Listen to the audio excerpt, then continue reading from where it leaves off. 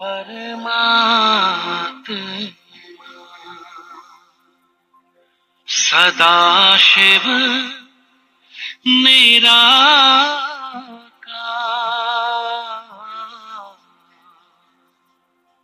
ओ आनंद के सागर तेरी महिमा अपरंपार।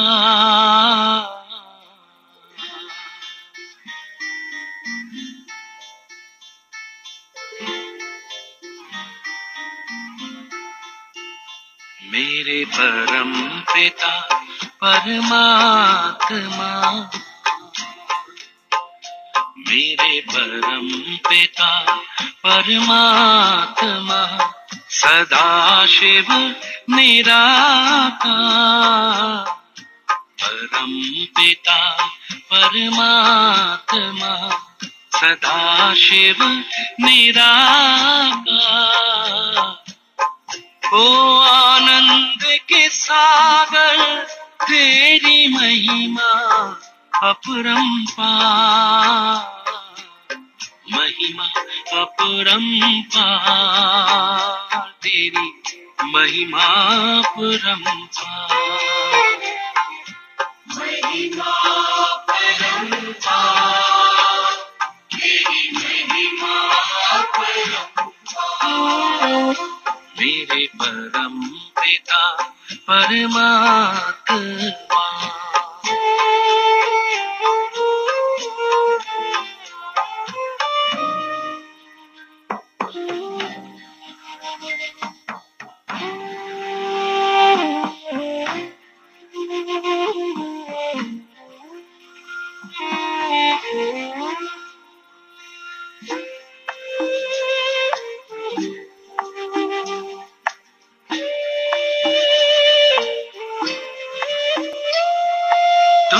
सृष्टि के ज्ञाता हो, वरदानों के दाता हो, तुम सृष्टि के ज्ञाता हो, वरदानों के दाता हो, हम तुमको पाकर पाए,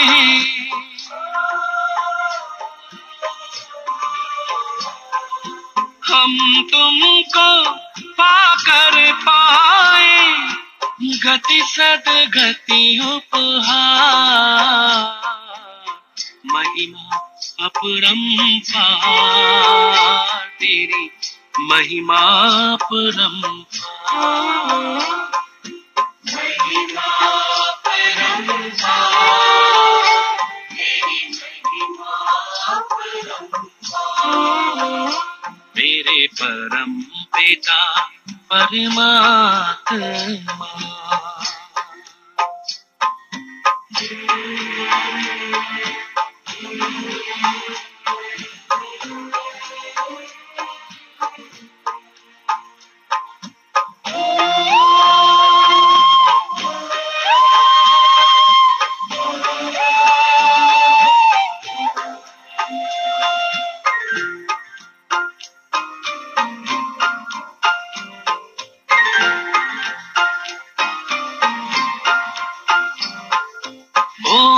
ओंकारेश्वर सर्वेश्वर मुक्तिदाता मुक्तेश्वर, ओंकारेश्वर सर्वेश्वर मुक्तिदाता मुक्तेश्वर, जीवन नैया सबकी करते,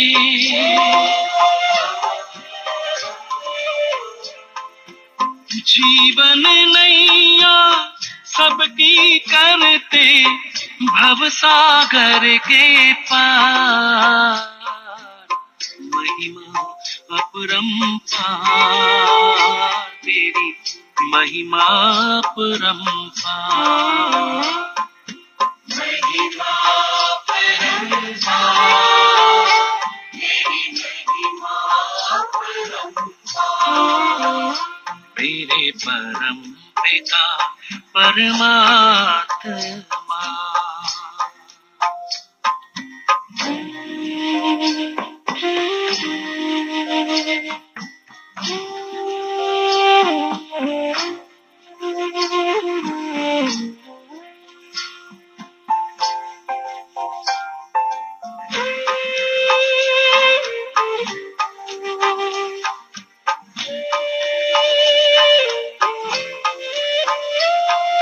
प्रेम ज्ञान हो, धर्म हो, रूप अनूप हो, परम हो। प्रेम ज्ञान हो, धर्म हो, रूप अनूप हो, परम हो। कल्प वृक्ष के बीज रूप तुम,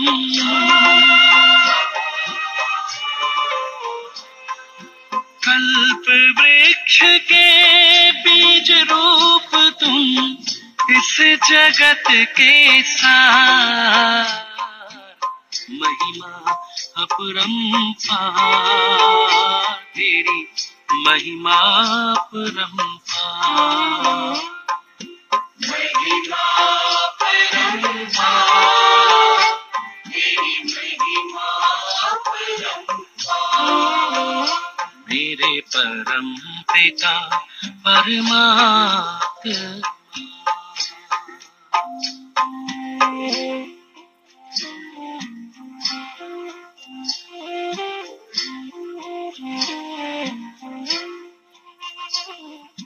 महिमा परंपार, तेरी महिमा परंपार, महिमा परंपार, तेरी महिमा परंपार, महिमा परंपार, तेरी महिमा परंपार।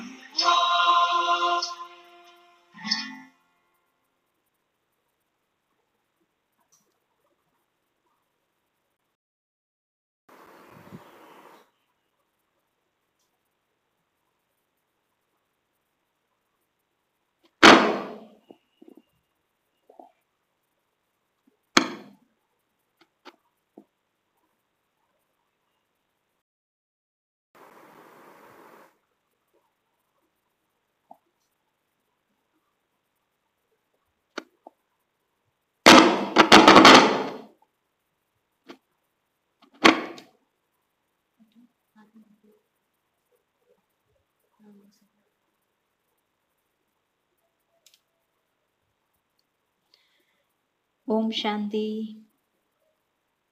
गुड मॉर्निंग आप सभी भाई बहनों का इस ऑनलाइन राज योगा मेडिटेशन कोर्स में स्वागत करते हैं। जैसे हम कल सुन रहे थे, हमने कल स्वयं का परिचय लिया कि मैं कौन हूँ। तो राज योग का अभ्यास करने के लिए सबसे पहले हमें मैं कौन हूँ इसका हमें परिचय चाहिए। और आज जो हमारा ये सेकेंड डे है, दूसरा दिन है कोर्स का, तो इसमें हम आज जानेंगे कि भगवान कौन है, जो परम शक्ति हैं। तो उस परम सत्य की पहचान आज हम लेंगे। लेकिन उससे पहले मैं आप सबसे कल जो हमने जो फर्स्ट चैप्टर सुना था उसका थोड़ा सा हम रिवाइज करते हैं, फिर हम आज का ये चैप्टर सुनेंगे। तो आप सबने कल जो होमवर्क दिया था वो भी आपने किया होगा, आप सबने किया है। तो कल हमने ये देखा कि शरीर और आत्मा ये दोनों अलग है। वर्तमान में मैं आत्मा इस शरीर रूपी वस्त्र को धारण कर इस शरीर द्वारा मैं आत्मा पाठ बजा रही हूँ। तो मैं ये शरीर नहीं हूँ, मैं एक चैतन्य शक्ति आत्मा हूँ। और कल हमने ये भी देखा, आत्मा जो है वो उसका स्वरूप क्या है? ज्योति बिंदु स्वरूप, टाइनी लिटिल स्टार। और आत्मा जो है वो अजर अमर अविनाशी शक्ति है, और शरीर जो है वो जड़ है, 5 तत्वों से बना हुआ एक पुतला है, और एक दिन वो मिट्टी में विलीन हो जाता है। लेकिन आत्मा कभी मरती जलती कटती नहीं है। तो मैं वो चैतन्य शक्ति हूँ। और साथ साथ हमें कल ये भी पता चला कि इस शरीर में मैं आत्मा कहाँ निवास करती हूँ। तो कल हमें ये भी पता चला कि भ्रुकुटी या मस्तिष्क के बीचों बीच आत्मा निवास करती है, ये आत्मा का निवास स्थान है। तभी हम तिलक यहीं पर लगाते हैं मस्तक पर। तो ये सरफेस मार्किंग, हम जो स्पेस यहाँ पर है दोनों आईब्रोज के बीचों बीच, तो यहाँ पर मैं आत्मा विराजमान होकर इस पूरे शरीर को चलाती हूँ। कल हमने डिफरेंस भी सुना शरीर और आत्मा में, जैसे कार और ड्राइवर, कंप्यूटर और जो ऑपरेटर होता है कंप्यूटर का या प्रोग्रामर, और घर और मालिक, डिब्बा और हीरे, और पिंजरा और पंछी, तो दोनों अलग है। ऐसे मैं आत्मा हूँ और ये मेरा शरीर है, बट अपने को शरीर मानना ये अज्ञानता है। तो कल हमें ये पता चला कि मैं आत्मा हूँ, ज्योति बिंदु स्वरूप हूँ। भ्रुकुटी जो है ये मुझ आत्मा का निवास स्थान है। और हमने ये भी सुना था कि आत्मा की 3 सूक्ष्म शक्तियां, मन, बुद्धि और संस्कार। तो इसमें हमने देखा कि मन का काम क्या है? सोचना। विचार कहाँ उत्पन्न होते हैं? मन में। तो ये भी हमने देखा कि 4 प्रकार के विचार सारे दिन में जो है इंसान चलाता है, बट सारे जो है वो पॉजिटिव ही नहीं होता। तो एक प्रकार था सकारात्मक विचार, पॉजिटिव थॉट्स, दूसरा था नकारात्मक, तीसरा था वेस्ट थॉट्स या फालतू विचार, और चौथा था नेसेसरी थॉट्स, आवश्यक विचार। फिर बुद्धि का काम क्या है? जो विचार मन में चलता है बुद्धि उसका एनालिसिस करती है, समझती है, फिर निर्णय देती है। फिर निर्णय लेने के बाद जब मैं आत्मा इन कर्मेंद्रियों से कर्म करती हूँ तो वो मेरा संस्कार बन जाता है। बार बार जो कर्म हम करते हैं, जो हैबिट बन जाता है हमारी, तो वो धीरे धीरे वो हमारा संस्कार बन जाता है, और ये संस्कार आत्मा में जैसे रिकॉर्ड हो रही है। तो ये भी हमने देखा कल कि कितने प्रकार के संस्कार है आत्मा में। एक है आत्मा के मूल संस्कार, ओरिजिनल संस्कार जिसको कहते हैं 7 गुण, इसलिए आत्मा को सतो गुणी कहते हैं। तो कौन कौन से गुण हैं आत्मा के? सबसे पहला हमने सुना था नॉलेज, दैट इज ज्ञान। मैं आत्मा ज्ञान स्वरूप हूँ। मैं आत्मा पवित्र स्वरूप हूँ, प्यूरिटी। मैं आत्मा शांत स्वरूप हूँ, पीस, शांति। तो ये मेरा तीसरा निजी गुण है। और चौथा क्या है? मैं आत्मा प्रेम स्वरूप हूँ, लव।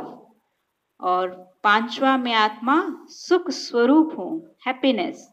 और छठा मैं आत्मा आनंद स्वरूप हूँ। और सातवां मैं आत्मा शक्ति स्वरूप हूँ, शक्ति। तो ये 7 गुण मुझ आत्मा के मूल संस्कार है, निजी गुण है, असली संस्कार है। तो ये पहला प्रकार का संस्कार।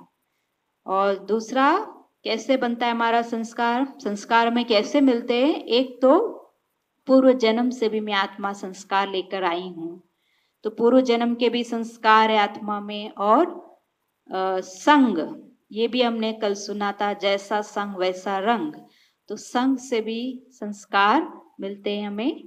और चौथा था हेरिडेटरी संस्कार या खानदानी संस्कार जिसको कहते हैं, पेरेंटल संस्कार, जो हमें अपने माता पिता से प्राप्त होता है। और पांचवा लास्ट वन था विल पावर। तो ये 5 प्रकार के संस्कार। और मैंने कल ये भी आपने सुना था कि जो विल पावर है, जो इच्छा शक्ति जिसको कहते हैं, अगर ये क्रिएट करते, हम जागृत करते इस विल पावर को थॉट पावर से, संकल्प शक्ति जितना हम उसको सकारात्मक शुद्ध करते जाते हैं तो हमारे मन में इतनी मतलब शक्ति ताकत आती है, जो हम इन पुराने या नेगेटिव संस्कार जो हमारे आज बन चुके हैं, चाहे वो झूठ बोलने के हो या क्रोध करने के या और भी जो नेगेटिव संस्कार हमारे अंदर है, उसको हम परिवर्तन कर सकते हैं। ये है विल पावर। तो विल पावर हमें जागरूक करना है और इसके लिए रोज हम यहाँ पर प्रतिदिन परमात्मा का ये दिव्य ज्ञान सुनते हैं, जिससे आत्मा को समझ भी मिलती है, ताकि बुद्धि हमारी ठीक निर्णय दे और हम फिर बाद में जो कर्म हम करते हैं वो फिर धीरे धीरे श्रेष्ठ होती जाती है, जिससे हमारे संस्कारों में परिवर्तन होता है। तो ये था कल का चैप्टर, थोड़ा सा आज हमने रिवाइज किया। तो मैं समझती हूँ आप सबको ये क्लियर हुआ होगा कि हम कौन हैं। तो आज हम परमात्मा को पहचानने से पहले कि वो कौन है, आज हम ये देखते हैं कि जैसे कल हमने सुना कि मैं आत्मा हूँ, तो मैं आत्मा लोक में मैं कहाँ से आई और वापस मुझे कहाँ जाना है। तो भगवान का परिचय लेने से पहले हम आज 3 लोक का जो चैप्टर है वो करेंगे। तो इस चैप्टर का नाम है 3 वर्ल्ड्स। जैसे कहते हैं कि जहां से हम आए थे वही जाना है, बट हम कहाँ से आए थे और जाना कहाँ है, ये तो हमें पता होना चाहिए ना। लेकिन आज हमें ये भी नहीं पता कि हमारा असली घर कौन सा है, हम आए कहाँ से थे और जाना कहाँ है, और कैसे आए थे और कैसे जाना है। इसलिए कहते हैं संसार एक मुसाफिर खाना है, आज नहीं तो कल जाना है। तो अब हमारी मुसाफिरी पूरी हो रही है। परमात्मा आकर हमें ये समझानी दे रहे हैं कि हे आत्माएं, अब ये नाटक पूरा हो रहा है, अब आप सबको वापस घर चलना है। तो आज हम देखते हैं कि हमारा असली घर कौन सा है, जहां से हम आए हैं इस पृथ्वी लोक पर या इस साकार मनुष्य लोक में हम अपना पाठ बजाने के लिए। तो इस चैप्टर में आप देख रहे इस चित्र में 3 वर्ल्ड्स, 3 लोक, और स्वयं परमपिता परमात्मा को ये भी कहा जाता है कि वो त्रिलोकी नाथ हैं। तो परमात्मा जो त्रिलोकी नाथ है वो आकर हमें तीनों लोकों का ज्ञान भी देते हैं। क्योंकि आज हम किससे पूछते 3 लोक कौन कौन से हैं, तो यही सुनने को मिलता है कि एक तो कहते ये मनुष्य लोक है, भूलोक है, पृथ्वी लोक है, और ऊपर स्वर्ग लोक है और नीचे पाताल लोक है। तो वास्तव में 3 लोक कौन कौन से हैं जो परमात्मा ने हमें इसकी सही ज्ञान दिया है। तो सबसे पहला, जैसे आप देख रहे सबसे नीचे जो ये साकार मनुष्य लोक, जहां पर वर्तमान में मैं आत्मा इस शरीर रूपी वस्त्र को लेकर पाठ बजा रही हूँ। तो ये साकार मनुष्य लोक या कॉर्पोरियल वर्ल्ड कहते हैं इसको, और इसके ऊपर जो है उसको कहते हैं सूक्ष्म लोक, और उसके भी पार सूरज चांद सितारों से भी पार बहुत दूर जो हमारा असली घर है, जिस घर से ही हम इस साकार लोक में आए हैं पाठ बजाने के लिए, तो वो है हमारा असली घर, जिसको परम धाम कहते हैं या ब्रह्म लोक कहते हैं या निराकारी दुनिया कहते हैं। तो आगे हम और भी सुनेंगे, इसके बहुत सारे नाम हैं जो अलग अलग धर्म में इसके अलग अलग नाम से जाना जाता है। तो सबसे पहले हम ये देखते हैं इस साकार मनुष्य लोक में हम आत्माएं क्यों आए हैं, अपना पाठ बजाने के लिए। तो यहाँ पर ये समझना बहुत इम्पोर्टेंट है कि मैं आत्मा एक एक्टर हूँ और ये शरीर सिर्फ मेरे लिए एक वस्त्र है। जैसे एक्टर्स भी क्या करते हैं, आपने देखा होगा लौकिक में भी, मूवीज में जहाँ पर शूटिंग का स्थान होता है, जो भी एक्टर्स जो उस मूवी में जिनका रोल जिनको प्ले करना होता है, जब वो अपने घर से आते हैं वो अलग कपड़े से आते हैं, और जहाँ पर उनका शूटिंग स्थान होता है वहां पर आकर रोल के हिसाब से वो अपना कपड़ा बदली करते हैं, चेंज करते हैं। और जब उनका वो शूटिंग पूरा हो जाता है, जब घर जाने का समय होता है, फिर वो किस कपड़े में जाते हैं? पुनः उसको चेंज करते, जिस कपड़े में वो आए थे वही कपड़ा वो पहनकर फिर वापस वो अपने घर जाते हैं। ऐसे परमात्मा भी कहते हैं हम सब उस ब्रह्म लोक से या उस परम धाम घर से आए हैं इस साकार मनुष्य लोक में पाठ बजाने के लिए, और यहाँ पर आकर बहुत समय हो चुका है। अब फिर से हमें उस ब्रह्म लोक में चलना है। तो मैं आत्मा आई हूँ उस परमधाम घर से इस साकार मनुष्य लोक में पाठ बजाने के लिए, और वापस मुझ आत्मा को ही जाना है, शरीर नहीं जाएगा साथ। तो शरीर को इसलिए कहते मिट्टी है, और ये यहीं पर ये मिट्टी में विलीन हो जाता है। तो सिर्फ मैं आत्मा उस ब्रह्म लोक में जाती हूँ। अभी तो सब आत्माएं यहीं पर है, जो जो अभी शरीर छोड़ रहे हैं, इसका मतलब ये नहीं सब परमधाम घर जा रहे हैं। तो परमधाम घर जाएंगे जब ये नाटक पूरा होगा, बस अभी पूरा होने ही वाला है। तो इस साकार मनुष्य लोक में जब हम आत्माएं आते हैं पाठ बजाने, तो हम अनेक चक्रों में आते हैं, जैसे जन्म और मृत्यु। आत्मा एक चोला पहनती है, धारण करती है, पाठ बजाती है, फिर उस ड्रेस को चेंज करती है, छोड़ती है, फिर दूसरा पहनती है, फिर उसमें पाठ बजाती है, फिर तीसरा, चौथा। ऐसे हमने अनेक वस्त्र, शरीर रूपी वस्त्र हमने धारण किए हैं। और अभी वर्तमान समय ये जो वस्त्र शरीर है, ये मुझ आत्मा के लिए एक कॉस्ट्यूम है, जहां मैं आत्मा एक्टर इस शरीर रूपी वस्त्र को लेकर अभी इस वर्तमान समय में इस कपड़े में मैं हूं, और मैं आत्मा इस शरीर रूपी कपड़े द्वारा मैं अपना कर्म कर रही हूं। इसलिए इस साकार मनुष्य लोक को क्या कहते हैं? कर्म क्षेत्र है। तो हम कर्म करने के लिए आए हैं। तो ये जन्म और मृत्यु के चक्र में हम आत्माएं आते हैं।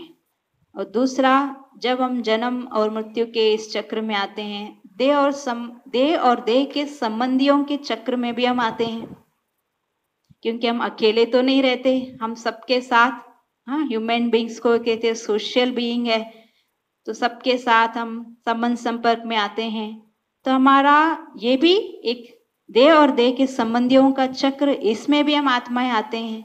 और तीसरा है पुण्य और पाप कर्म का ये जो चक्र है, हम जब इस सृष्टि पर आते हैं अपना कर्म करने, तो आत्मा जो है वो पुण्य कर्म भी करती है और पाप कर्म भी करती है, और इसके कारण वो सुख और दुख के चक्र में भी आती है।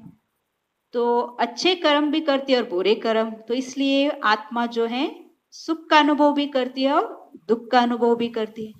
तो इसलिए इस साकार मनुष्य लोक को मूवी टॉकी वर्ल्ड कहते हैं, जहाँ पर जो ये आवाज की दुनिया कहते हैं इसको, और वही उस परमधाम घर को कहते हैं आवाज से परे दुनिया, जहाँ कोई आवाज नहीं। हम आत्माएं वहां पर सब मुक्त अवस्था में, सब बंधनों से मुक्त हैं, और वहां पर बिल्कुल शांति है। इसलिए उस परमधाम घर को हम शांति धाम भी कहते हैं। तो हमें इन सब चक्रों से मुक्त होकर वापस उस परमधाम घर जाना है। और इसलिए अभी वर्तमान समय में वो निराकार परमपिता परमात्मा जो हमारे पिता हैं, वो आए हुए हैं हम सबको वापस ले जाने। और हम बीच में देख रहे सूक्ष्म लोक। तो ये सूक्ष्म लोक, ये सफेद प्रकाशमय लोक हैं, जहाँ पर 3 देवताएं निवास करते हैं। ब्रह्मापुरी में ब्रह्मा जी, विष्णुपुरी में विष्णु जी, और शंकरपुरी में शंकर। तो इन तीनों का यहाँ पर सूक्ष्म शरीर है। तो सूक्ष्म आकारी शरीर इन सबका, और ये सूक्ष्म लोक है। और इससे भी ऊपर जो है वो है निराकारी दुनिया, हम आत्माओं का घर, असली घर, निजी धाम। आप देख रहे हैं चित्र में कि कैसे सबसे ऊपर जो है वो परमपिता परमात्मा वो निवास करते हैं, और हम आत्माएं इस निराकारी झाड़, एक उल्टा झाड़ आप देख रहे हैं आत्माओं का, कैसे हम एक सितारे मिसल वहां पर रहते हैं। और इस घर को सभी याद भी करते हैं और जाना भी चाहते हैं। जैसे इस घर को मुक्ति धाम भी कहते हैं, आज आप किसी से भी पूछो तो सब कहते हैं हमें तो यहाँ तो बहुत दुख ही दुख है, भगवान हमें यहाँ से उठा लो जल्दी।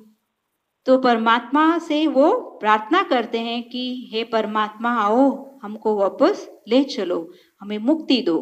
इसलिए इस घर को मुक्ति धाम कहते हैं या मोक्ष धाम कहते हैं। बट परमात्मा में ये भी क्लियर करते हैं ज्ञान के द्वारा कि आत्माएं जो हैं इस आवागमन के चक्र में आती रहती हैं। मतलब इस साकार सृष्टि में आना और फिर वापस जाना ये लगा रहता है। बट जब हम वर्तमान में, जैसे अभी हम पाठ बजा रहे, नाटक पूरा होगा, थोड़े समय के लिए हम जाकर घर में रेस्ट करते हैं और फिर पुनः जब नया साइकिल शुरू होता है इस सृष्टि का, फिर हम फिर से इस धरा पर आते हैं पाठ बजाने के लिए। तो जब हम आत्मा वापस घर जाएंगे, हम सभी इकट्ठे जाते हैं, लेकिन आते समय सब अपने अपने समय पर आएंगे। तो ये आगे चैप्टर्स में आपको और क्लियर होगा। तो इसको परमधाम घर को मुक्ति धाम, मोक्ष धाम, निर्वाण धाम भी कहते हैं। कई धर्मों में इसको निर्वाण धाम भी कहा गया है। वाणी से परे धाम, निर्वाण धाम और शांति धाम, क्योंकि वहां पर शरीर नहीं है, सिर्फ आत्मा अपने ज्योति बिंदु स्वरूप एक पॉइंट ऑफ लाइट के रूप में वहां पर स्थित है, मुक्त अवस्था में है, कर्म नहीं है, सब चक्रों से आत्मा मुक्त है। तो वहां पर कोई बातचीत नहीं, कर्म नहीं, इसलिए वहां पर एकदम साइलेंस है, स्वीट साइलेंस। इसलिए हम उसको स्वीट होम भी कहते हैं। Home is sweet home. तो जैसे हम कहीं बाहर जाके आते हैं कुछ दिन के लिए, जब हम अपने घर आते हैं तो हमें बहुत सुकून मिलता है।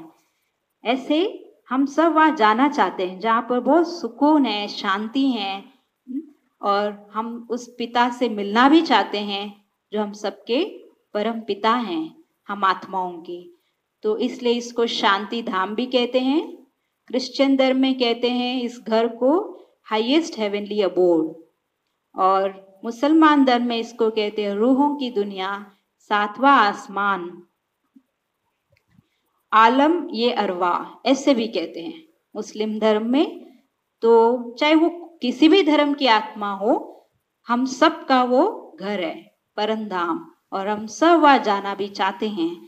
और इसको जैसे मैंने बताया निर्वाण धाम, ब्रह्मलोक, ब्रह्म महतत्व में हम आत्माएं वहाँ पर रहते हैं शिव बाबा के साथ, जो हमारे परमपिता परमात्मा हैं। तो ये है एक्चुअली 3 लोक। तो एक है ये साकार मनुष्य लोक, दूसरा है सूक्ष्म लोक, और तीसरा है ब्रह्मलोक। तो ये ब्रह्मलोक से हम आए थे, और जब हम आए थे बहुत शुद्ध आए थे। ये जो हमने कल सुना 7 गुण, इन 7 गुणों से हम भरपूर आए थे। बट यहाँ पर इस जन्म और मृत्यु के साइकिल में हम आते आते बहुत, आज आत्मा जो है कलयुग में इम्प्योर हो चुकी है। इन 7 गुणों की आज क्या है, अभाव है। तो इसलिए परमात्मा कहते हैं आप जैसे आए थे वैसे आपको अभी वापस जाना है। तो कैसे आए थे हम? 7 गुणों से भरपूर आए थे, अब फिर से हम इन 7 गुणों से भरपूर होकर ही हमें वापस जाना है। तो वो कैसे करेंगे भरपूर? तो ये आगे हम एक्सपीरियंस करेंगे मेडिटेशन में। इसलिए मेडिटेशन एक टेक्निक है जो परमात्मा इन गुणों का सागर है, उसके साथ हम कनेक्ट होते हैं, और फिर से हम इन गुणों की वृद्धि करते हैं अपने अंदर, और सोल को हम प्यूरिफाई करते हैं, क्योंकि हम प्योर आए थे और वापस अभी हमें प्योर होके जाना है। जैसे आप ये देख रहे हैं परमधाम घर, सबसे ऊपर परमात्मा ज्योति बिंदु, और उसके नीचे हम सभी आत्माएं नंबरवार हम अपनी जगह पर जाकर विराजमान होते हैं। जब ये नाटक पूरा होगा हम सबको इस घर में वापस जाना है। तो ये है हमारा असली घर, सोल वर्ल्ड, परम धाम। तो आपको पता चला कि 3 लोग कौन कौन से हैं। अभी हम देखते हैं कि भगवान कौन है, परम सत्य की पहचान। जैसे कल हमने स्वयं का लिया, तो मेडिटेशन के लिए हमें भगवान के बारे में भी जानने की बहुत आवश्यकता है, क्योंकि बहुत सारी मान्यताएं हैं लोगों में भगवान के बारे में भी। आज भगवान का हमें सत्य परिचय नहीं है, तभी तो हम आज सबकी पूजा करते हैं। और फिर भी भक्ति, पूजा पाठ, तीर्थ यात्राएं, ये सब करते हुए भी हम स्वयं को सशक्त महसूस नहीं कर रहे हैं, बुराइयों से मुक्त नहीं होते जा रहे हैं और हमारे संस्कारों में परिवर्तन नहीं आ रहा है। तो इसका कारण यही है कि हम अपने पिता को, ईश्वर को हम पहचानते नहीं हैं। तो चलिए आज हम अपने प्यारे पिता परमात्मा को पहचानने की कोशिश करते हैं, जानने की कोशिश करते हैं। नोइंग गॉड आज हमारा सेकेंड चैप्टर जो है, जैसे इस चित्र में आप देख रहे हैं, गाय का बच्चा कैसा होता है, गाय जैसे। इंसान का बच्चा वो भी जैसे इंसान शरीरधारी, तो उसका बच्चा भी, उसको भी क्या कहते हैं, he is the son of this father, तो वो भी एक शरीरधारी होता है, बच्चा भी। ऐसे कल जैसे हमें पता चला कि मैं आत्मा हूं, तो मेरे पिता परमात्मा वो कौन है फिर? अगर मैं आत्मा, बच्चा, चाइल्ड हूं, तो मेरा पेरेंट कौन हो सकता है? उसका भी रूप कैसा हो सकता है? उसका भी रूप क्या है? ज्योति बिंदु स्वरूप। तो मैं आत्मा हूं, तो मेरे पिता परमात्मा भी, वो भी एक आत्मा ही है, बट उनको हम कहते हैं परम आत्मा, सुप्रीम सोल, क्योंकि वो गुणों में और शक्तियों में सिंधु हैं, भले रूप में वो बिंदु हैं। तो हम सब उस पिता के बच्चे हैं। भले आज हम अलग अलग धर्म में बटे हुए हैं, कोई कहते मैं हिंदू हूँ, कोई कहते मैं मुसलमान हूँ, मैं सिख धर्म का हूँ, मैं क्रिश्चियन धर्म का हूँ, बट ये सब देह के धर्म हैं। बट हम सब एक पिता के बच्चे हैं, सुप्रीम सोल फादर के। इसलिए कहते हैं आत्मा रूप में हम सब भाई भाई हैं। तो हम सब आत्मा रूपी भाइयों का पिता, वो परमात्मा भी तो एक होना चाहिए। तभी तो कहा गया है हिंदू, मुस्लिम, सिख, ईसाई आपस में भाई भाई। तो भाई भाई कैसे हो गए हम? भले हमारे लौकिक पेरेंट्स, माता पिता सबके अलग अलग है, लेकिन मुझ आत्मा के जो पिता हैं, हम सभी आत्माओं के पिता वो एक ही है। लेकिन आज उस पिता को हम पहचान नहीं पा रहे हैं, सही पहचान नहीं है। इसलिए हम बहुत सारी परसेप्शंस, जिसको मान्यताएं कहते, गलत मान्यताएं हमारे अंदर है, बिलीव्स। तो चलिए पहले हम इसको क्लियर करेंगे, फिर हम आज देखते हैं कि भगवान किसको कहा जाए। सबसे पहली मान्यता ये है कि कई कहते हैं कि गॉड इज इनकॉर्पोरियल, निराकार। इसका अर्थ वो समझते हैं, भले गॉड इनकॉर्पोरियल है, निराकार का वो अर्थ ये लेते हैं कि उसका कोई आकार ही नहीं है, रूप ही नहीं है। तो क्या ऐसे हो सकता है? दुनिया में आप कोई भी चीज लीजिए, हर चीज का रूप और नाम अवश्य होता है। मतलब ये असंभव है कि कोई चीज हुआ और आप कह रहे हो उसको कि उसका कोई नाम और रूप नहीं हो सकता। जैसे हम कहते हवा है, हवा जब आती है तो हम महसूस करते हैं हवा चल रही है, ठंडी हवा हम महसूस करते हैं, ठंडापन। भले वो दिखाई नहीं दे रही है, लेकिन फिर भी हम कहते हैं, हम एक्सपीरियंस करते हैं, हाँ हवा है, भले वो दिखाई नहीं देती। ऐसे परमात्मा वो दिखाई नहीं दे रहा है, बट इसका मतलब ये नहीं कि उसका कोई नाम या रूप नहीं है। फिर हम आज किसको याद करते हैं अपने प्रेयर्स में, प्रार्थना करते समय? तो इसका मतलब परमात्मा इनकॉर्पोरियल या निराकार किस सेंस में है? क्योंकि परमात्मा इसलिए उनको निराकार कहते हैं क्योंकि वो मनुष्य आत्माओं की तरह उनका रूप नहीं है, 5 तत्वों का शरीर उसको नहीं है। इसलिए भगवत गीता में कहा गया है कि भगवान वो है जो अकाया है, मनुष्य आत्माओं की तरह उसको 5 तत्वों का शरीर नहीं है, ही इज बॉडीलेस। बट उसका नाम भी है रूप भी है। जैसे आप देख रहे चित्र में, परमात्मा का नाम क्या है? शिव, या गॉड। ये जो हम अलग अलग नामों से हम पुकारते हैं, कोई उनको गॉड कहते हैं, कोई अल्लाह कहते हैं, कोई जहोहा कहते हैं, कोई ईश्वर कहते हैं, बट रूप उसका एक ही है, बट नाम अनेक है। तो नाम भी है उसका और रूप भी है। तो ये परसेप्शन हम आज क्लियर करेंगे कि गॉड इज इनकॉर्पोरियल। किस सेंस में? क्योंकि उसको हमारे जैसे साकार शरीर नहीं है, और ना ही जैसे अभी हमने सुना 3 लोक में ब्रह्मा विष्णु शंकर जो 3 देवताएं हैं, सूक्ष्म वतन वासी जो देवलोक में रहते हैं, तो उनके जैसा भी हमें परमात्मा को आकारी शरीर नहीं है। इसलिए परमात्मा को इनकॉर्पोरियल कहते हैं। He is bodiless, he doesn't have his own body. Next perception हम देखते हैं, गॉड इज कॉर्पोरियल।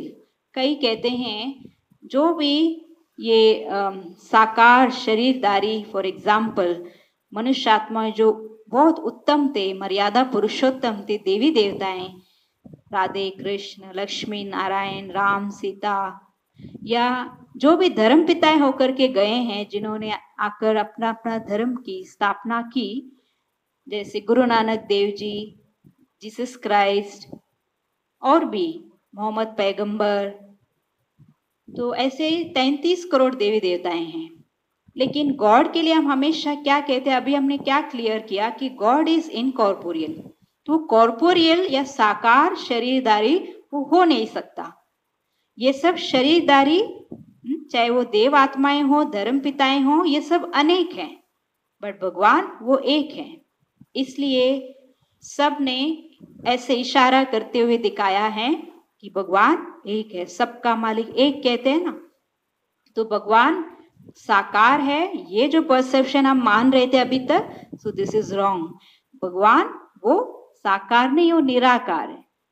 इसलिए भगवान के शब्द, जब हम भगवान शब्द यूज करते हैं, हम हमेशा उसमें सिंगुलर वर्ड यूज करते हैं, है ना।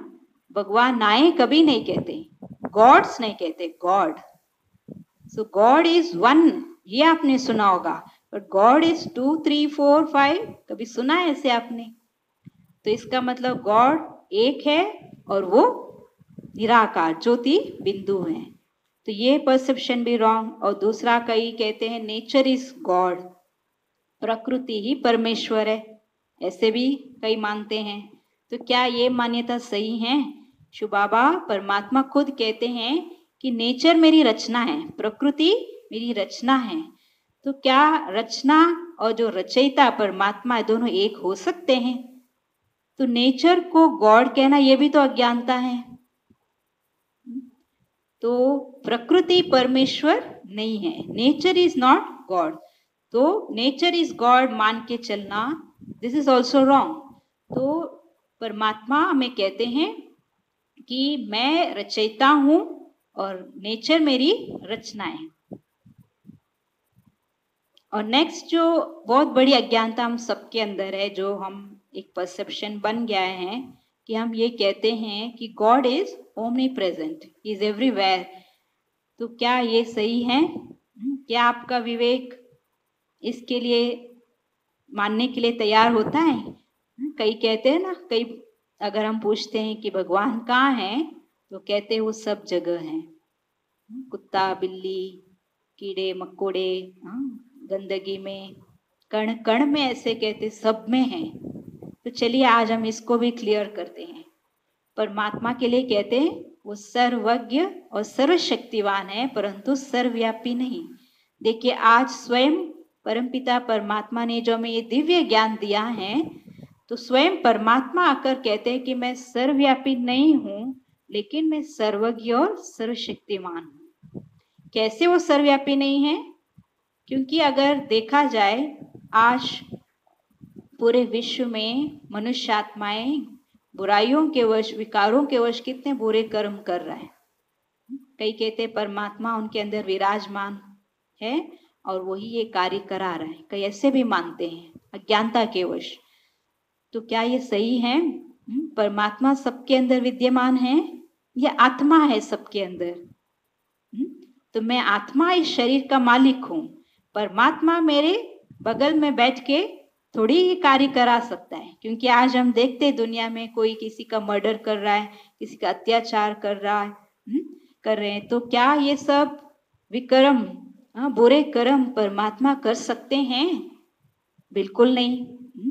तो ये मानना कि परमात्मा सबके अंदर विद्यमान है, और आप इस चित्र में देख भी रहे हैं, कई परमात्मा को पुकारते हैं कि हे प्रभु दर्शन दो। अगर परमात्मा मेरे अंदर ही है तो मैं किस लिए पुकार रही हूँ परमात्मा को कि आओ प्रभु मुझे दर्शन दो? तो कौन फिर किसको पुकार रहा है? क्या परमात्मा जो मेरे अंदर है वो पुकार रहा है परमात्मा को कि आओ दर्शन दो, या आत्मा पुकार रही है परमात्मा को? जब बीमार पड़ते हैं तब भी बीमारी में हम कहते हैं प्रभु मेरे दुख दूर करो, और परमात्मा के लिए कहते हैं कि वो दुख हरता सुख करता है। तो क्या वो परमात्मा जो मेरे अंदर विद्यमान है वो मेरे दुख को दूर नहीं कर सकते? तो परमात्मा कहते हैं कि आपने जो कर्म किया है, सुख दुख का वो जो कर्म का फल है वो आपको ही भोगना पड़ता है। इसके बीच में मैं एंटर नहीं करता हूँ। कर्म और कर्म के फल के बीच में परमात्मा इंटरफियर नहीं करते हैं। तो जो हम दुख भोगते हैं चाहे बीमारियों के रूप में, तो परमात्मा कहते हैं आत्मा ही भोगती है, तो मैं इसमें बीच में आता नहीं हूँ, इंटरफियर नहीं करता हूँ। और दूसरी ओर हम ये भी कहते हैं जितने भी जीव जंतु हैं, प्राणी पक्षियां हैं, उन सब में परमात्मा है। कुत्ते बिल्ली मगरमच्छ सुअर, क्या इन सब में भगवान है? कई वाइल्ड एनिमल्स कितने हिंसक होते हैं, तो क्या मान लीजिए हम उनके सामने जाएं तो वो क्या करेंगे? हमें खा लेंगे। मगरमच्छ देखो रेडी रहता है बस हप करने के लिए। तो क्या परमात्मा उसके अंदर भी है? शेर के अंदर, कुत्ते के अंदर, गली में भी देखिए जब कुत्ता हमारे पीछे पीछे आ जाता है हम उसको भगाते हैं ना। हम थोड़ी कहते हैं कि परमात्मा आप मेरे पीछे पीछे आ रहे हो, आओ मेरे घर के अंदर भोजन स्वीकार करो, नहीं ना। तो सोचने की बात है कि इन सब में परमात्मा विद्यमान है, ये मानना ये बहुत बड़ी अज्ञानता है। तो फाइनली आपने ये भी सुना होगा, जैसे भगवत गीता के ये श्लोक है, यदा यदा हि धर्मस्य ग्लानिर्भवति भारत अभ्युत्थान धर्मस्य तदास्मानं सृजाम्यहम्। तो ये जो श्लोक है ये प्रूव करता है कि भगवान वो यहाँ पर कहीं नहीं है, वो कहीं और से आ रहा है, अवतरित होता है। तो ये अवतरण वर्ड यही प्रूव करता है कि वो यहाँ पर नहीं है। तो परमात्मा इस धरा पर कब आते हैं? जैसे अभी हमने सुना 3 लोक में कि वो परम धाम में निवास करते हैं। परमात्मा का घर भी परम धाम है और हम सबका भी वो परम धाम घर है। तो परमात्मा इस धरा पर कब आते हैं? जब जब धर्म की अति ग्लानि होती है, चारों ओर जब दुख शांति पापाचार अत्याचार भ्रष्टाचार बढ़ जाता है, तब परमात्मा कहते हैं कि मैं इस धरा पर अवतरित होता हूँ और सभी आत्माओं को मैं फिर से ये सत्य ज्ञान देकर उन आत्माओं को पावन बनाकर वापस घर ले जाता हूँ। तो इस चित्र से हमें ये पता चला, ये जो एक ब्लाइंड बिलीफ या मान्यताएं हैं हमारे अंदर कि परमात्मा सर्वव्यापी हैं, तो आप सबको ये क्लियर हुआ होगा आज कि God is not omni present. तो आगे हम देखते हैं कि वो सर्वज्ञ और सर्वशक्तिवान कैसे हैं। तो कैसे हम डिसाइड करें कि कौन सा बिलीफ सिस्टम करेक्ट है? कई ये भी कहते हैं सिर्फ यही नहीं है बिलीफ सिस्टम, और भी बहुत सारे हैं। कई कहते हैं ब्रह्म ही ईश्वर है। जैसे अभी हमने 3 लोक में देखा, ब्रह्म तत्व जो है ये शिव बाबा का या परमपिता परमात्मा का रहने का स्थान ब्रह्म महतत्व। लेकिन ब्रह्म तत्व वो एक तत्व है, रहने का स्थान है, लेकिन उसको ही भगवान मानना ये भी रॉन्ग है। उसमें रहने वाले पिता वो भगवान है, तत्व कभी भगवान नहीं हो सकते। इसलिए कई कहते ब्रह्म ही ईश्वर है, नहीं, ब्रह्म महतत्व है, वो तत्व है। तो तत्व में रहने वाले पिता को हमें याद करना है, तब मैं आत्मा पावन बन सकती हूँ। तो इसलिए कहते पार ब्रह्म परमेश्वर। तो उस परम धाम घर में रहने वाला वो परमेश्वर, ब्रह्म तत्व में रहने वाला वो परमेश्वर, वो भगवान है और तत्व भगवान नहीं हो सकता। और कई कहते हैं कि आत्मा ही परमात्मा है, आत्मा सो परमात्मा भी कह देते कई, तो ये भी एक बिलीफ सिस्टम है। तो क्या आत्मा और परमात्मा एक है? आज हम देख रहे दुनिया में पॉपुलेशन कितनी है, करोड़ों में, तो आत्माएं कितने सारे हैं, लेकिन परमात्मा वो एक है। लेकिन हम उनके समान बन सकते हैं, रूप में हम दोनों समान हैं, क्योंकि परमात्मा भी ज्योति बिंदु स्वरूप है और मैं आत्मा भी ज्योति बिंदु स्वरूप हूँ। तो रूप में हम दोनों का स्वरूप समान है, लेकिन हम कभी भगवान नहीं हो सकते। इसलिए देखिए, जब कोई इंसान कर्म करता है, अच्छे कर्म करता है, अच्छा कर्म करता है, तो उसको क्या कहते हैं? पुण्य कर्म करता है, ये तो पुण्यात्मा है। कोई पाप कर्म करता है, कहते हैं तो पापात्मा है। कोई जिसके अंदर दिव्य गुण होते हैं, गुण झलकते हैं, तो उसको कहते हैं तो देवात्मा है। और जो महान कार्य करके जाते हैं, तो उनको हम क्या टाइटल देते हैं? महात्मा। तो महान आत्मा, क्या आपने कभी ये सुना है कि पुण्य परमात्मा, पाप परमात्मा? नहीं ना, या महान परमात्मा। तो इस सृष्टि रूपी रंगमंच पर आकर मैं आत्मा कर्म करती हूँ, लेकिन परमात्मा इस चक्र से ऊपर हैं। तो ये मानना कि आत्मा ही परमात्मा, ये भी गलत है। आत्मा परमात्मा की संतान है, दिस इज राइट, लेकिन आत्मा ही परमात्मा है, ये रॉन्ग। भले रूप में हम एक है, एक समान है, दोनों का रूप ज्योति बिंदु स्वरूप है, लेकिन पिता तो पिता ही हैं और मैं उनकी संतान, बच्चा हूँ। तो आज ये जो परसेप्शंस है, बिलीफ सिस्टम है, क्या ये सही है, गलत है ना? तो आज हमें ये भी क्लियर हुआ।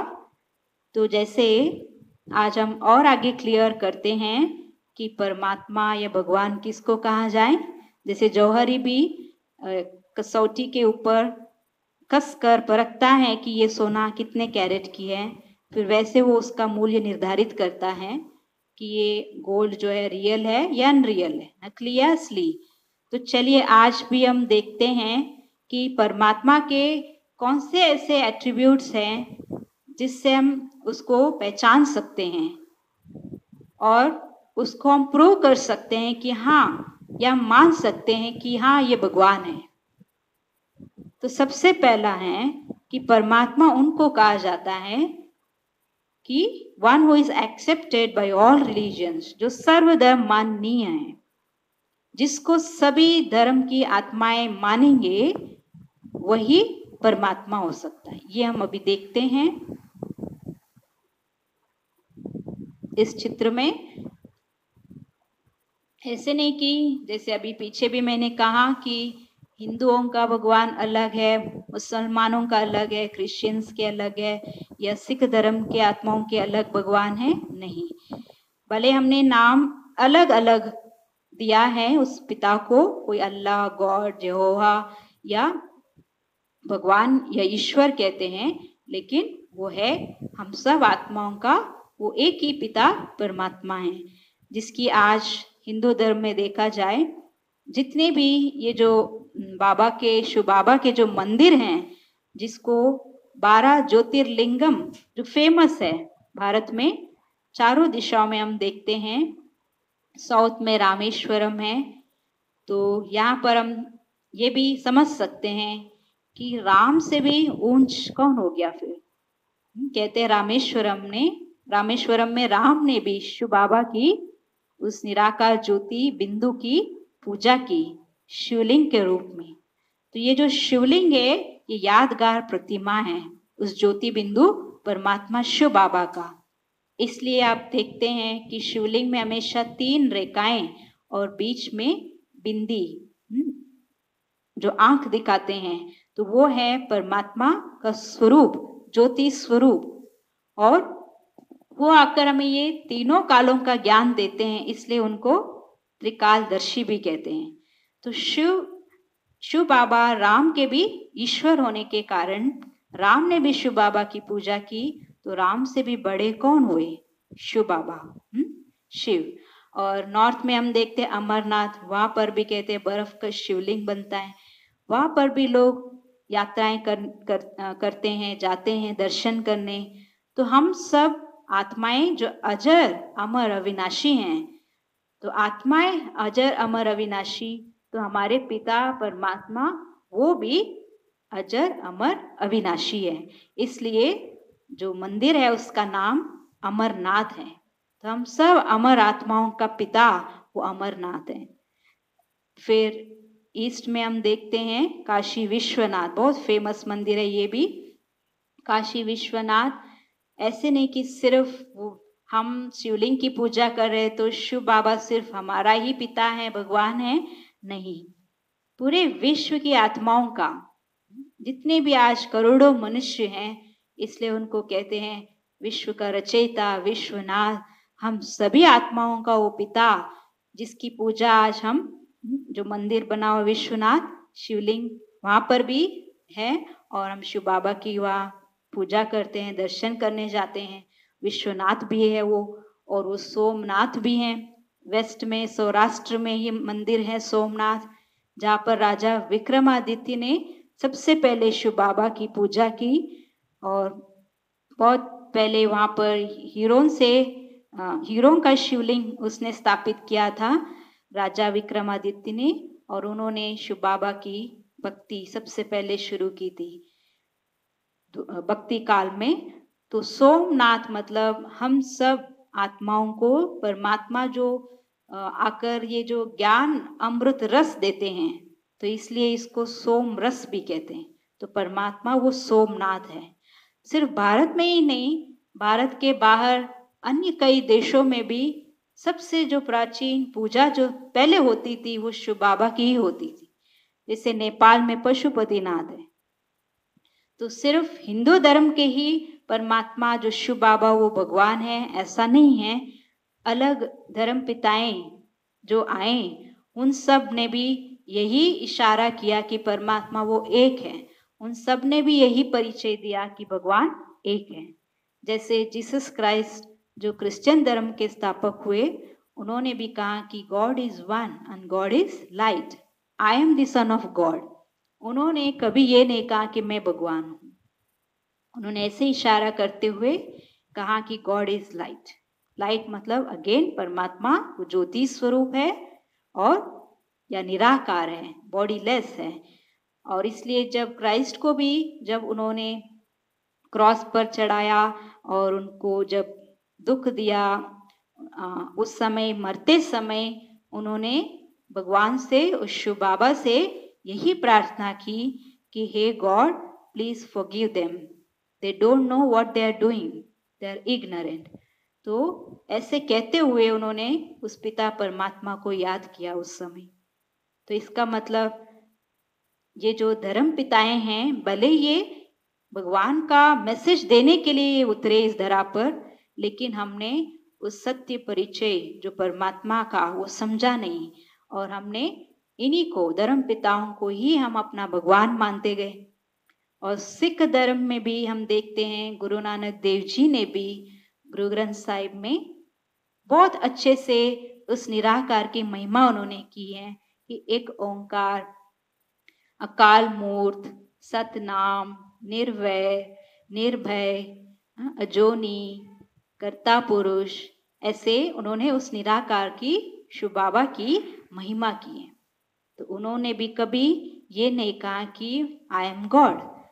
तो सिर्फ सिख धर्म ही नहीं, हम ये भी देखते हैं कि मुस्लिम धर्म में भी जब मुसलमान लोग जब हज यात्रा पर जाते हैं, तो वहाँ पर उनका ये बिलीफ है कि वहाँ पर जो एक पवित्र पत्थर है संग अस्वद मक्का में, तो उस पवित्र पत्थर जो अल्लाह का वो रूप मानते हैं, जैसे हमारा शिवलिंग है, वैसे उस पवित्र पत्थर की वो उस हज यात्रा जब करने जाते उसके आगे अपना पापों का जैसे प्रायश्चित करते हैं, उस पत्थर की जैसे परिक्रमा लगाते हैं, चूमते हैं और उसके आगे अपना जो भी भूले किए हैं उनके आगे वो सच बताते हैं ताकि भगवान अल्लाह जो हैं वो हमें माफ कर दे।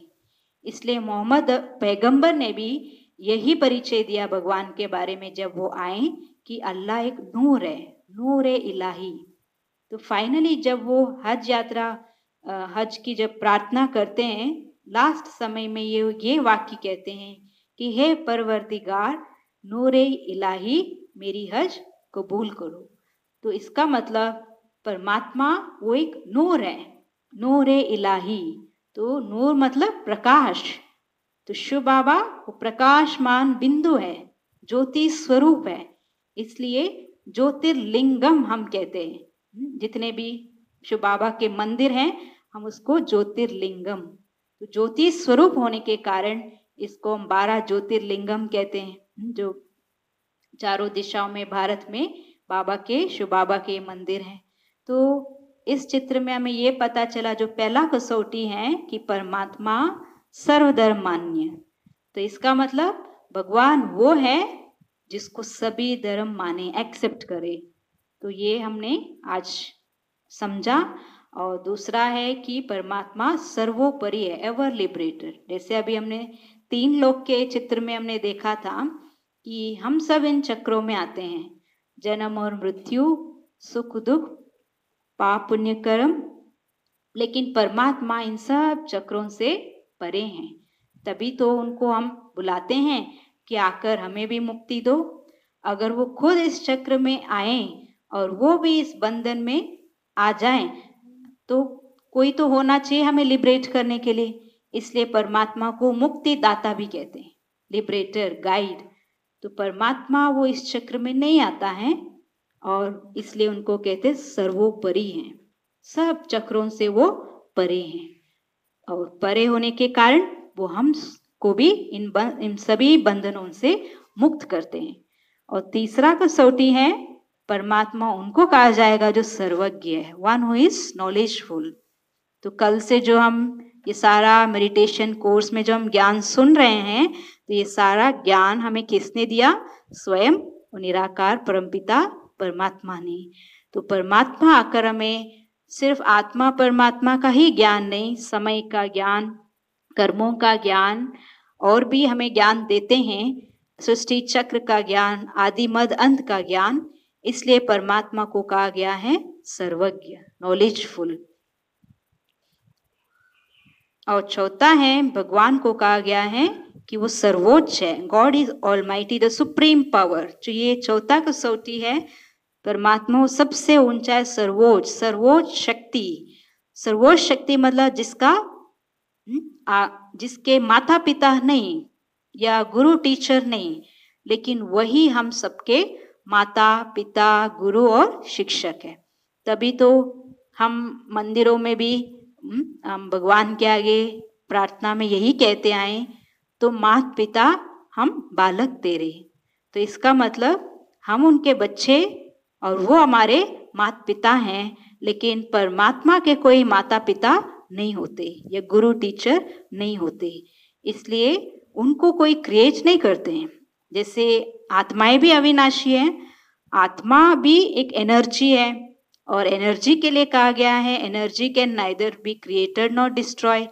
ऐसे परमात्मा भी सुप्रीम एनर्जी है, सुप्रीम पावर है।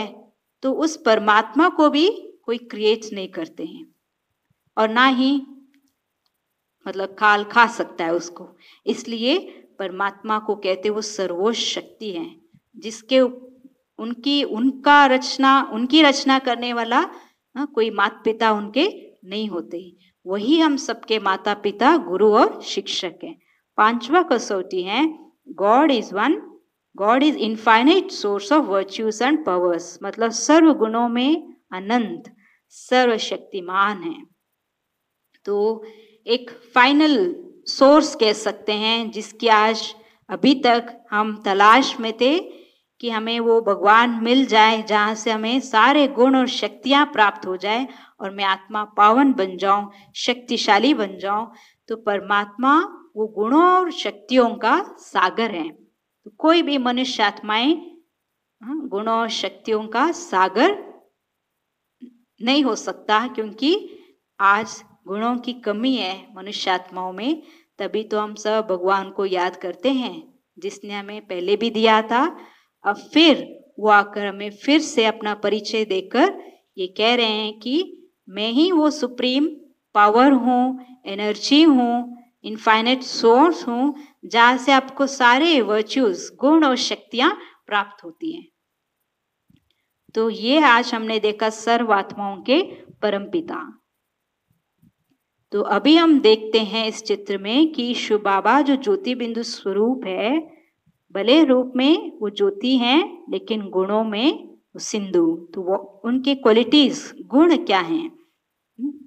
वैसे तो परमात्मा गुणों का सागर है, लेकिन यहाँ पर इस चित्र में आप देख रहे हैं कि कुछ गुण इसमें दिखाए हैं ताकि हमें उनका और गहराई से, विस्तार से समझने के लिए, उसको पहचानने के लिए कि परमात्मा के गुण क्या हैं।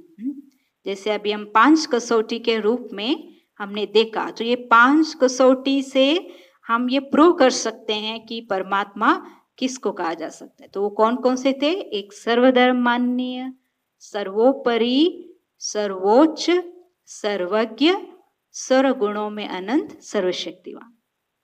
तो ये जो पांचों ही गुण जिसको प्रूव हो वही तो परमात्मा कहा, उसी को ही परमात्मा कहा जाएगा।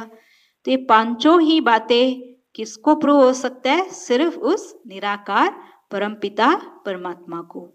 तो परमात्मा, उनके गुण तो बहुत सारे हैं, गुणों का सागर है। जैसे हमने पहला दिन, जैसे कल 7 गुण हमने सुना आत्मा के, तो उन 7 गुणों में परमात्मा वो सागर, शांति के सागर, प्रेम के सागर, पवित्रता के सागर, आनंद के सागर, सुख के सागर, ज्ञान के सागर, सर्व शक्तियों के सागर, और वो सबका सद्गति दाता भी हैं और सबके सुख के दाता हैं। जन्म मरण से वो न्यारे हैं, दुख करता सुख करता है, अकाल मूर्त है। और परमात्मा का जो नाम है, दिव्य नाम, उनको हम कहते हैं शिव। तो शिव शब्द का अर्थ ही क्या है? शिव का अर्थ ही है कल्याणकारी, जो सबका कल्याण करता है। इसलिए शिव को शंभु, स्वयंभू भी कहते हैं, जो सदा कल्याण करता है। तो शिव बाबा का नाम, ये दिव्य नाम, जिनको हम प्यार से शिव बाबा कहते हैं, उस परमात्मा को हम प्यार से शिव बाबा कहते हैं। और रूप क्या है? ज्योति बिंदु। तो नाम भी है और रूप भी है, और गुण जो आप इस चित्र में देख रहे हैं सब परमात्मा के दिव्य गुण हैं। और नाम, रूप, गुण और धाम, परमात्मा कहाँ निवास करते हैं? परम धाम। अभी हमने पीछे देखा था, तो ये परम धाम घर हैं। सबसे ऊपर आप देख रहे हैं निराकार ज्योति बिंदु परमात्मा। तो नाम, रूप, गुण और धाम, और क्या चाहिए? कर्तव्य। तो परमात्मा का कर्तव्य क्या है? वो क्यों आते इस कलयुग के अंत में, धर्मग्लानि के समय में? क्योंकि वो आकर अनेक धर्मों का विनाश करते हैं और सत्य धर्म की स्थापना करते हैं। यह मनुष्य आत्माएं जो अज्ञानता में डूबे हुए थे, वो आकर हमें ज्ञान का प्रकाश देते हैं। तभी तो हम भक्ति में कहते हैं कि हे प्रभु, आप अंधों की लाठी बनो। भले ये 2 आंखें थे, दिखाई भी दे रही हैं, लेकिन फिर भी हम भगवान के आगे कहते थे कि हम अंधे थे, हम अंधे हैं, हमें रास्ता दिखाओ प्रभु। हे प्रभु, हमें आप ज्ञान का प्रकाश दो, नयनहीन को राह दिखाओ प्रभु। तो शिव बाबा आकर हमें इस कलयुग के अंत में ऐसा दिव्य ज्ञान देते हैं जो ज्ञान को ही प्रकाश कहा गया है। तो इसलिए परमात्मा जो है वो क्यों आते हैं? हम सबको पावन बनाने, सत्य ज्ञान देने, अधर्म का विनाश कर सत्य धर्म की स्थापना करने। नेक्स्ट है शिव और शंकर में अंतर। तो ये भी हम आज कर लेते हैं। तो क्योंकि अभी तक हमने जो परिचय लिया शिव बाबा का, तो इसमें आपको क्लियर हुआ कि भगवान किसको कहा जाता है। 5 कसौटी जो हमने सुना और जो क्वालिटीज हमने जो देखा अभी।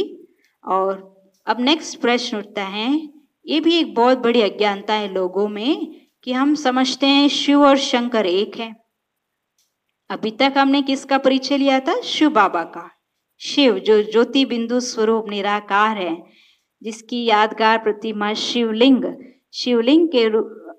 की हम पूजा करते हैं। मतलब शिव बाबा की पूजा हम शिवलिंग बनाकर करते आए, क्योंकि ज्योति की पूजा हम कैसे कर सकते हैं।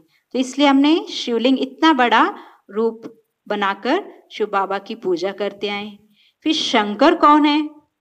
आपने देखा होगा भक्ति मार्ग के चित्रों में भी कि शंकर को कैसे दिखाया गया है कि हमेशा वो ध्यान अवस्था में, ध्यान मुद्रा में बैठे हैं, वो भी ध्यान लगा रहे हैं। तो इसका मतलब शंकर जी ये भी ध्यान लगा रहे, इसका मतलब इनसे भी ऊपर कोई और है सबसे ऊंच, जो ये भी उनको याद कर रहे हैं। कई भक्ति मार्ग के चित्रों में आपने देखा होगा शंकर के आगे शिवलिंग वो भी दिखाते हैं। मतलब अगर शंकर ही भगवान होते तो वो अपनी मूर्ति के आगे थोड़ी ध्यान लगाते हैं, या वो किसका ध्यान लगा रहे हैं, ये भी तो प्रश्न उठता है मन में। तो आज हम ये भी क्लियर करेंगे कि शिव और शंकर में अंतर क्या है। जैसे हमने 3 लोक में देखा, शंकर कहाँ निवास करते हैं। सबसे पहला डिफरेंस तो ये है कि नाम, दोनों में अंतर है। नाम परमात्मा का क्या है? शिव, और आकारी जो देवता वो शंकर जो ध्यान लगा रहे हैं। तो शिव जो है वो रचयिता है और शंकर उनकी रचना। और शिव कहाँ निवास करते हैं? ब्रह्मलोक, सबसे ऊपर परम धाम में। और शंकर वो कहाँ निवास करते हैं? जो आकारी देवता है वो सूक्ष्म लोक के निवासी है। तो दोनों का नाम भी अलग है, रूप भी अलग है, धाम भी अलग है, तो कार्य भी अलग होना चाहिए। परमात्मा का जैसे अभी हमने नाम सुना, इसलिए कहते हैं परमात्मा का जैसा नाम वैसा उनका गुण और कर्तव्य। आज मनुष्य के ऐसे नहीं हो सकते। तो परमात्मा का नाम शिव, शिव बाबा जिसको हम प्यार से कहते हैं, वो उसका अर्थ क्या है? कल्याणकारी, सबका कल्याण करने वाला। और वही शंकर को क्या कहते हैं? वो विनाशकारी। तो दोनों का कार्य भी अलग है। तो नाम अलग, रूप अलग, धाम अलग और कार्य भी अलग, तो दोनों एक कैसे हो सकते हैं।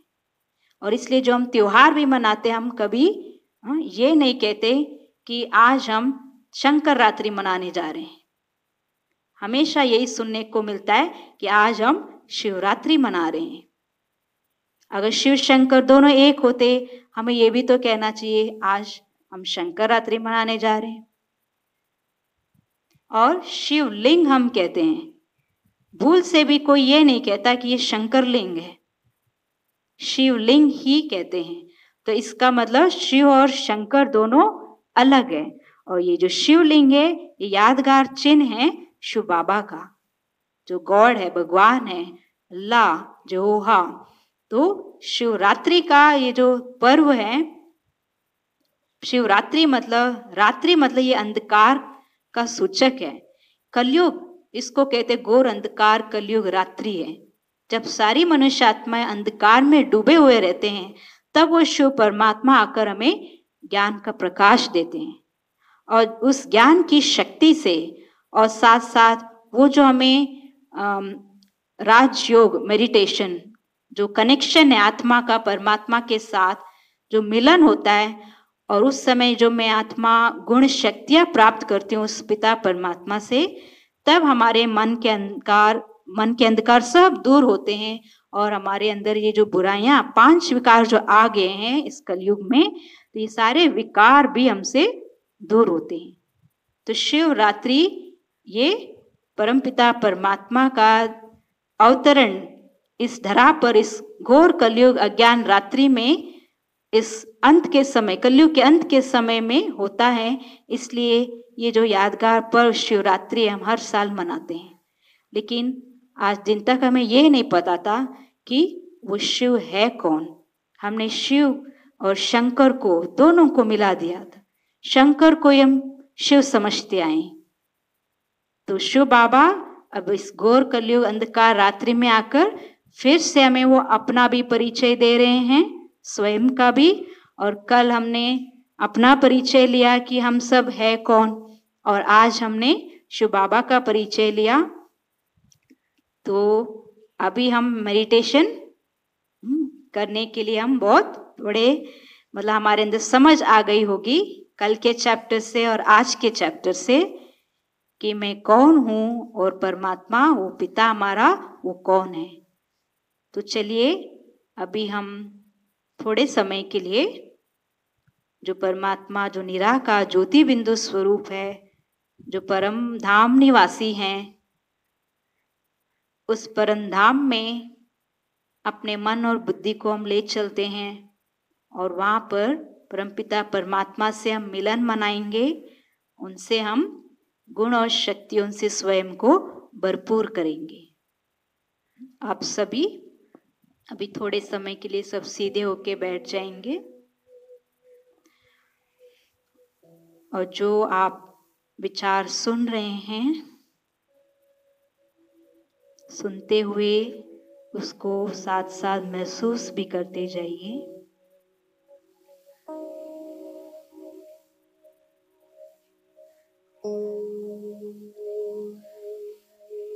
अपना सारा ध्यान मस्तक के बीच लेकर आएं।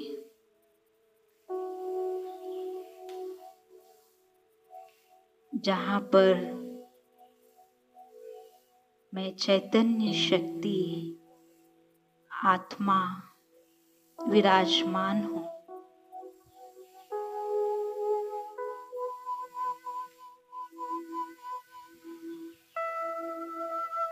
पंच तत्वों के इस भौतिक शरीर में भ्रुकुटी के मध्य में एक चमकता हुआ सितारा हूं। मैं अति सूक्ष्म हूं।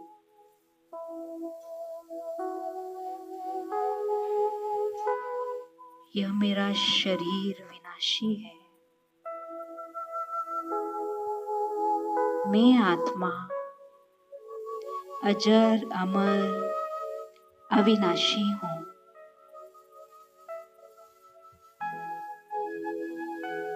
प्रकाश स्वरूप हूं।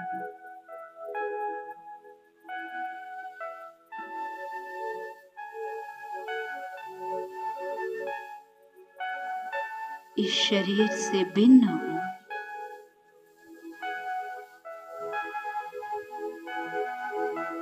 मैं शांत स्वरूप आत्मा हूं।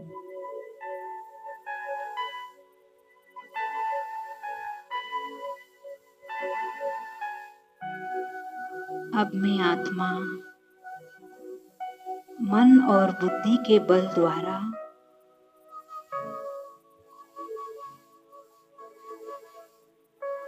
इस साकार शरीर से न्यारे होकर इस साकार दुनिया से पार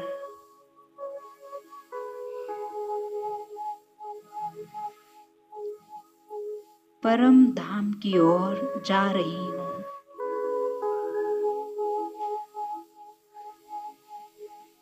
सूर्य, चांद, तारागण से भी पार, सूक्ष्म लोक से भी पार, जहां पर सुनहरे लाल प्रकाश फैला हुआ है।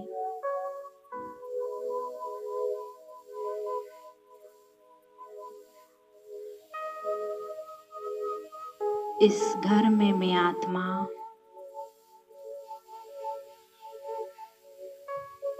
सितारे मिसल स्वयं को देख रही हूँ।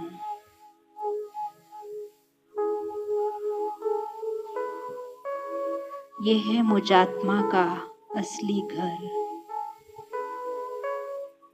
परम धाम, शांति धाम।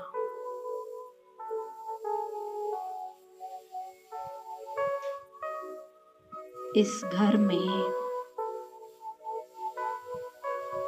मैं आत्मा एक मणि के समान चमक रही हूँ।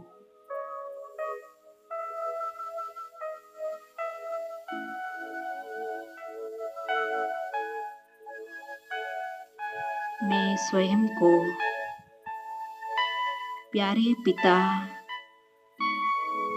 परम पिता, निराकार, ज्योति बिंदु परमात्मा के सम्मुख अनुभव कर रही हूँ।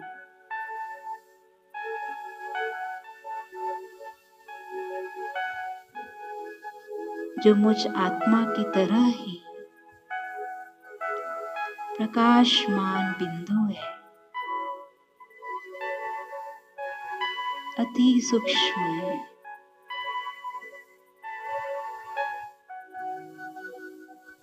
गुणों में सिंधु है,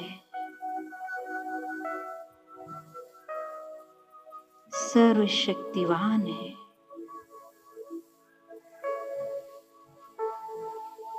वो शांति के सागर है। अब महसूस करें शांति की किरणें परमात्मा से निकलकर मुझ आत्मा के ऊपर बरस रही है।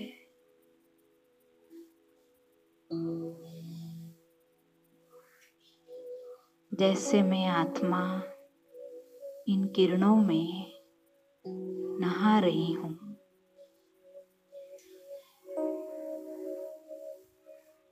शांति की किरणों से भरपूर हो रही हूँ।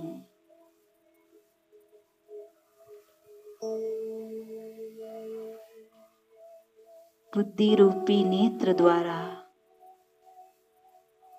मैं उस पिता परमात्मा को देख रही हूँ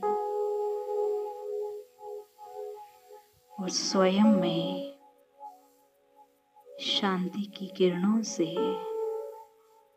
भरपूर कर रही हूँ। मैं शांत स्वरूप आत्मा हूँ। शांति ही मुझ आत्मा का निजी गुण है, असली संस्कार है।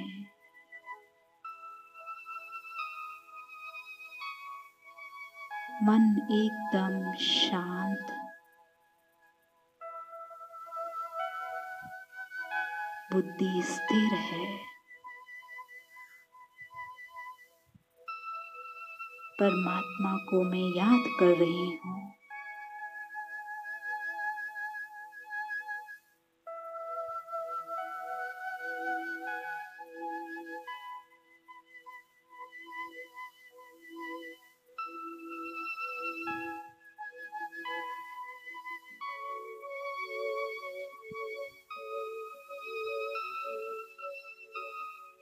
शांति की किरणों से स्वयं को भरपूर करते हुए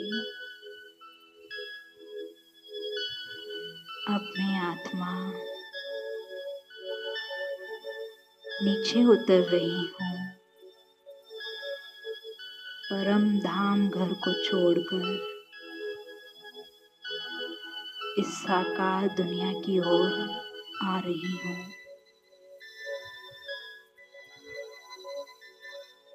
फिर से इस साकार शरीर में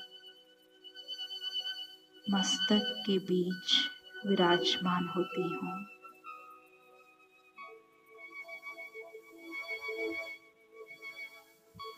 मैं शांत स्वरूप आत्मा भ्रुकुटी के मध्य विराजमान हूँ।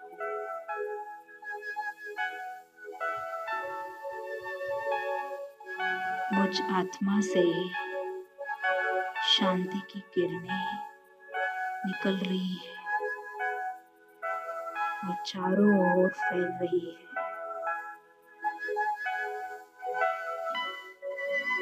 चारों ओर का वातावरण भी शांत शुद्ध होता जा रहा है।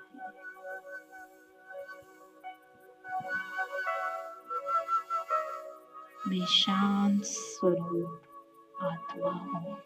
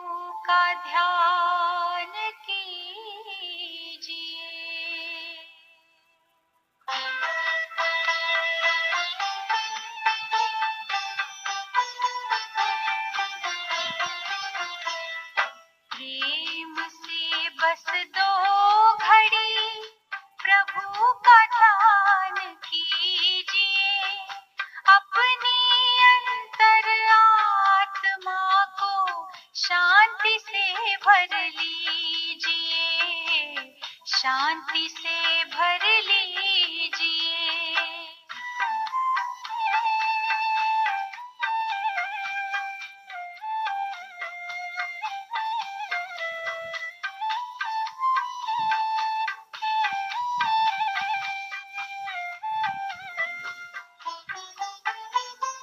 मानव जीवन में जैसे सत्कर्म का ज्ञान जरूरी है, हर कर्म से पहले प्यारे प्रभु का वैसे ध्यान जरूरी है। अपने दिल के दामन को आनंद से भर लीजिए, आनंद से भर लीजिए। प्रेम से बस दो घड़ी।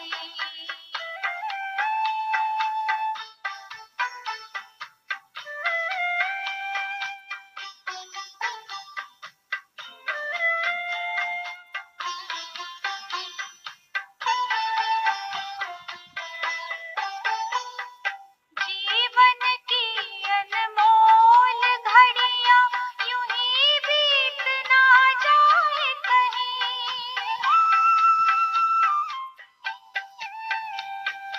मायावी जंजीरें मन को आकर्षित कर पाए नहीं।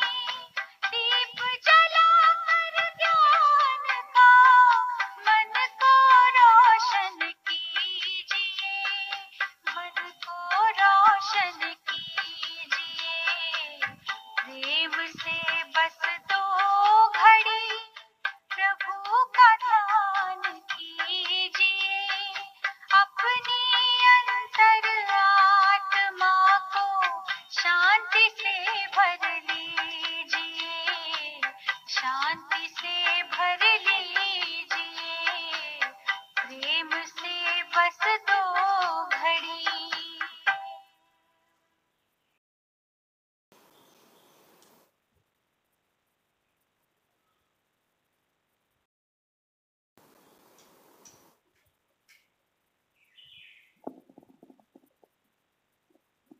ओम शांति। तो आज आप सबको कैसा लगा? आप अपना एक्सपीरियंस, अनुभव शेयर करें ग्रुप में, और आज जैसे हमने सुना, कल भी हम इसी टाइम पर फिर मिलेंगे। हम 3rd चैप्टर कल सुनेंगे और साथ में हम मेडिटेशन का अभ्यास भी करेंगे। तो जो हमने होमवर्क दिया है वो आज भी करते रहना पूरा दिन। और आज आपको जैसे शिव बाबा का परिचय मिला, तो उस पिता परमात्मा के साथ जब भी टाइम मिले उनके साथ कनेक्ट होके आप अपने आप को अपने अंदर शांति, प्रेम, पवित्रता आदि गुणों से भरपूर करें। तो ये एक मेडिटेशन को इसलिए चार्जिंग टेक्निक भी कहते हैं। तो आप भी ज़रूर घर में ये अभ्यास करें। फिर कल मिलते हैं। ओम शांति।